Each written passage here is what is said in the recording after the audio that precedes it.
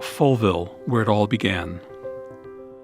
Folleville, the tiny town in northwest France where it all began. Here, the Vincentian question of what must be done was first asked. Answering this haunting question changed Vincent de Paul's life and made him a saint. By asking and answering this question with the strength of their arms and the sweat of their brows, Vincent de Paul, Louise de Marillac, and their followers organized into the Confraternities of Charity, the Ladies of Charity, the Daughters of Charity, and the Congregation of Mission.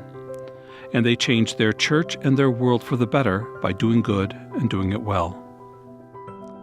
On January 25, 1617, the feast of the conversion of St. Paul, Vincent de Paul entered the small parish church at Folleville, dedicated to St. James the Great and St. John the Baptist, and gave a sermon to the assembled parishioners on the importance of forgiveness for healing lives and healing communities.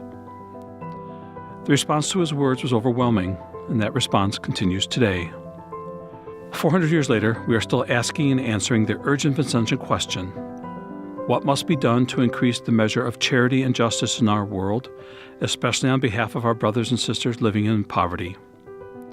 We are still asking and answering that question with the strength of our arms and the sweat of our brows.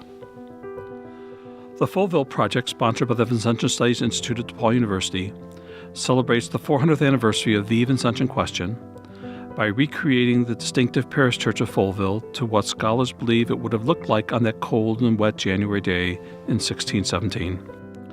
Visitors today to this church see a building changed greatly by the ravages of war, weather, and passing centuries.